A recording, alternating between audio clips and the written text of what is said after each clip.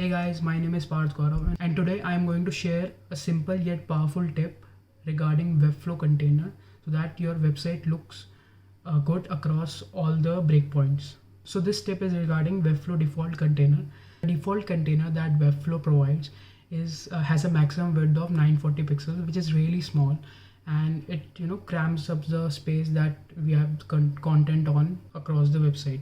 So instead of a default container, I prefer creating a new container, a custom container inside Webflow. The content doesn't look like crammed up, and also it looks on bigger screens as well. So let me show you how to do it. So this is my screen, and let me show you by adding a default container that Webflow has. So first, let's create a section named default container section, and inside it I'm going to add the default container that Webflow provides just to show you. So this is our default container, and I'm going to add some text on it so that you can see the result. So yeah, this is the heading. Now I'm going to add another section with the new custom container.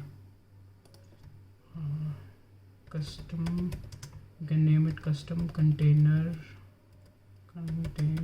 section,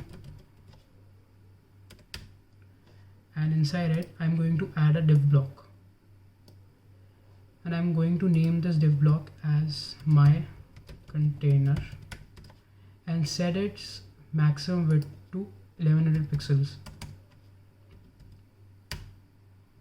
and click on this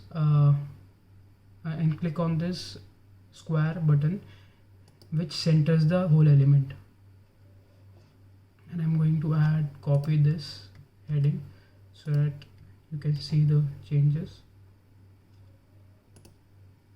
So this is the section and this is the container inside it. Okay, you can and now this is what you have.